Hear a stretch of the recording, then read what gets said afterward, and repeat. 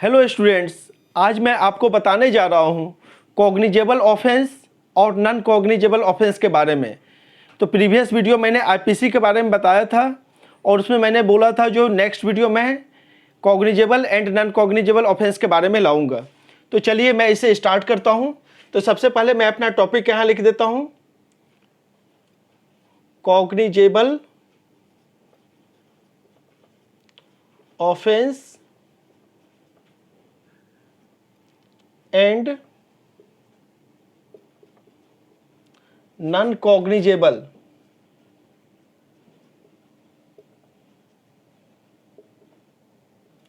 Offence.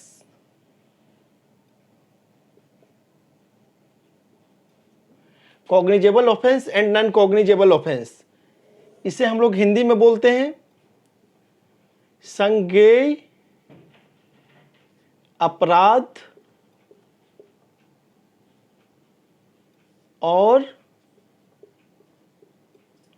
असंज्ञेय अपराध।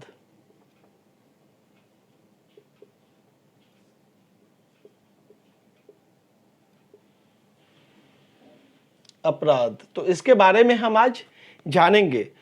तो सबसे पहले आप लोगों ने ये घटित देखा होगा, ये घटना जो मतलब आपके आसपास कोई भी ऑफेंस होता है या क्राइम होता है तो लोग क्या करते हैं, पुलिस स्टेशन जाते हैं और पुलिस स्टेशन जाने के बाद वो पुलिस ऑफिसर से अपना एफआईआर लिखवाते हैं। तो उनका कई बार जो है पुलिस स्टेशन में पुलिस ऑफिसर उनका एफआईआर ले लेते हैं यानी लिख लेते हैं और कई बार उनका एफआईआर नहीं लिखा जाता है। तो एफआईआर जब नहीं लिखा जाता है तो उसके बदले में उनसे रिटेन कंप्लेंट ले लिया जाता है और उस रिटेन कंप्लेंट पे उसे सीरियल नंबर, डेट और स्टाम्प लगाकर दे दिया जाता है। तो लोग क्या सोचते हैं, जो मेरा एफआईआर इस बार नहीं लिखा गया, उन लोगों के समझ में आता है जो पुलिस या तो एक्यूज्ड से मिल गए हैं या नहीं तो ऑपोजिशन पार्टी से मिल गए हैं, जिसके कारण वो मेरा एफआईआर नहीं लिख रहे हैं या नहीं लिखे।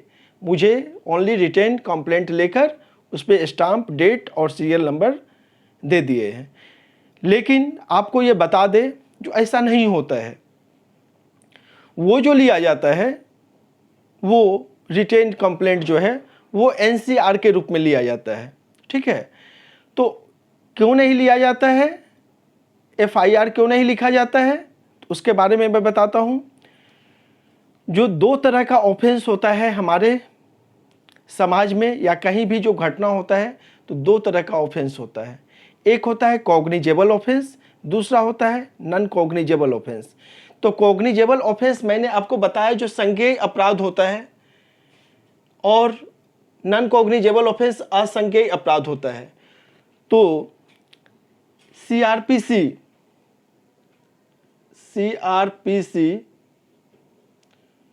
सेक्शन 2C में इसका डिफिनेशन दिया गया है संज्ञेय अपराध का यानी कॉग्निजेबल ऑफेंस का। कॉग्निजेबल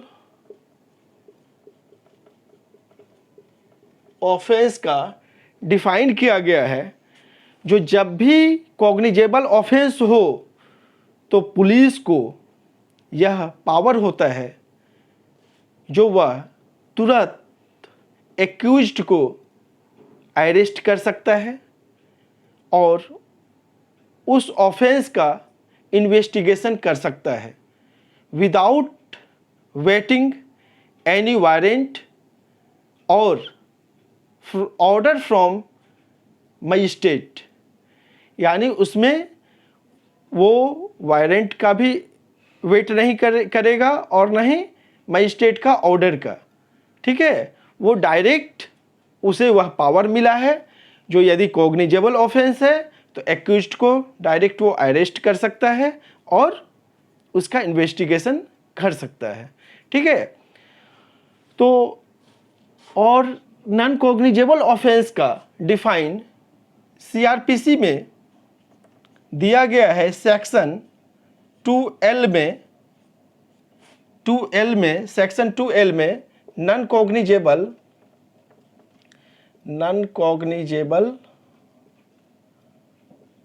ऑफेंस का डिफाइन ये दिया गया है, यदि कोई भी नॉन कॉग्निजेबल ऑफेंस होता है तो पुलिस डायरेक्ट, उसको पावर नहीं है जो वह एक्यूज्ड को अरेस्ट कर ले और उस घटना का इन्वेस्टिगेशन करे।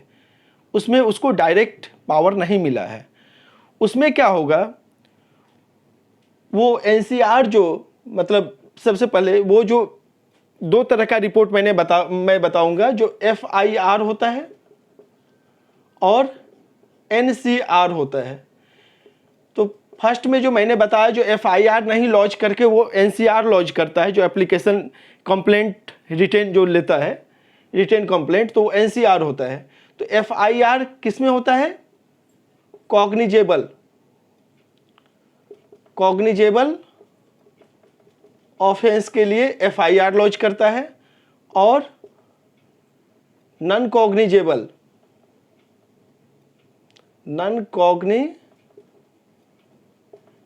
ऑफेंस के लिए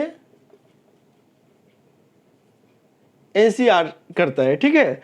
अब एफआईआर का फुल फॉर्म क्या होता है, फर्स्ट इंफॉर्मेशन रिपोर्ट, और एनसीआर का फुल फॉर्म क्या होता है, नॉन कॉग्निजेबल रिपोर्ट। तो जब नॉन कॉग्निजेबल रिपोर्ट को वो लिखता है तो उसमें क्या होता है, जो पुलिस को डायरेक्ट पावर नहीं होता है जो एक्यूज्ड को या उस व्यक्ति को अरेस्ट कर ले, और न ही ये पावर होता है कि उसका इन्वेस्टिगेशन करे। वो क्या करता है, वो केस चले जाता है मजिस्ट्रेट के पास, और मजिस्ट्रेट जब उस पर ऑर्डर करते हैं, जो अब ये पुलिस ऑफिसर जो है इसका इन्वेस्टिगेशन करेगा और उसके बाद क्या है, जो अरेस्ट करेगा। यदि वहाँ से ऑर्डर मिलता है तो उसके अकॉर्डिंग जो है पुलिस ऑफिसर फिर आगे काम करते हैं। विदाउट ऑर्डर फ्रॉम मजिस्ट्रेट वो नहीं कर सकते हैं। ठीक है, ना अरेस्ट कर सकते हैं, ना ही इन्वेस्टिगेशन कर सकते हैं एनसीआर में। लेकिन एफआईआर में क्या है, वो डायरेक्ट उनको पावर है जो अरेस्ट कर सकते हैं और उसका इन्वेस्टिगेशन कर सकते हैं। तो अब हम ये कैसे जानेंगे जो ये ऑफेंस संज्ञेय है यानी कॉग्निजेबल है, और ये ऑफेंस नॉन कॉग्निजेबल है। तो इसको जानने के लिए हम लोग, जो गंभीर प्रकृति का अपराध होता है वो कॉग्निजेबल में जाता है, और जो कम गंभीर प्रकृति का अपराध होता है वो नॉन कॉग्निजेबल ऑफेंस में होता है। तो हम लोग अपराध को देखकर ये नहीं बोल सकते हैं जो ये कॉग्निजेबल है, नॉन कॉग्निजेबल है, या कंपाउंडेबल है, बेलेबल है या नॉन बेलेबल है। ये हम लोग तय नहीं कर सकते हैं। उसके लिए हम लोगों को आईपीसी का सेक्शन देखना होगा, और आईपीसी के सेक्शन के आगे लिखा रहता है जो ये क्या है इस अपराध में। पहले तो ये कौन सा अपराध है, कॉग्निजेबल ऑफेंस है या नॉन कॉग्निजेबल ऑफेंस है। यदि कॉग्निजेबल ऑफेंस है या नॉन कॉग्निजेबल ऑफेंस है तो उसके सामने ये भी लिखा रहता है कंपाउंडेबल है, बेलेबल है, नॉन बेलेबल है, ये भी उसमें लिखा रहता है। उसके अकॉर्डिंग जो है आगे काम होता है। उसके बाद जैसा कि हम बता रहे हैं, जो यदि गंभीर अपराध, कुछ हम बता देते हैं कुछ एग्जाम्पल, जो कौन सा गंभीर अपराध जो है कॉग्निजेबल में जाएगा और कौन सा नॉन कॉग्निजेबल में जाएगा।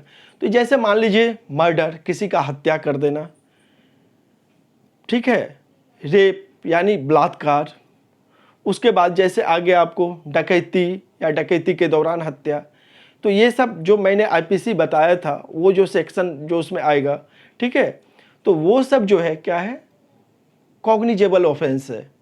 ठीक है, इसमें डायरेक्ट पुलिस एक्यूज्ड को अरेस्ट कर सकता है और उसका इन्वेस्टिगेशन कर सकता है विदाउट वेटिंग एनी वारंट और ऑर्डर फ्रॉम मजिस्ट्रेट। तो यहाँ पे वो कर सकता है। लेकिन जैसे नॉन कॉग्निजेबल में क्या होता है, छोटा मोटा जैसे मारपीट हो गया, मारपीट हो गया किसी के साथ, और भी छोटा सा ले लीजिए गाली गलौज कर दिए किसी के साथ, तो ये सब नॉन कॉग्निजेबल ऑफेंस में आता है। ठीक है, इसमें डायरेक्ट पुलिस जो है वो अरेस्ट नहीं कर सकता है और न ही इन्वेस्टिगेट कर सकता है। इसमें उसे मजिस्ट्रेट से ऑर्डर लेना पड़ता है, उसके अकॉर्डिंग वो फिर काम करते हैं। उसके बाद हम बता दें, जो कॉग्निजेबल ऑफेंस जो होता है उसका सज़ा 3 साल से ऊपर का होता है, और नॉन कॉग्निजेबल ऑफेंस जो होता है उसके लिए सज़ा जो है 3 साल से कम का होता है।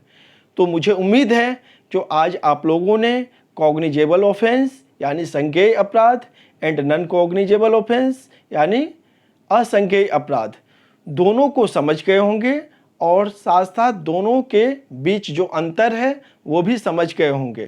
तो यदि आप लोगों को मेरा यह वीडियो अच्छा लगा तो प्लीज़ अपने दोस्तों के साथ शेयर करें, लाइक करें और कमेंट करें, और साथ साथ मेरे इस चैनल को सब्सक्राइब ज़रूर कर दें। मैं फिर आप लोगों को नेक्स्ट वीडियो में सीआरपीसी को समझाने आऊँगा और सीआरपीसी के बारे में समझाऊँगा। Thank you.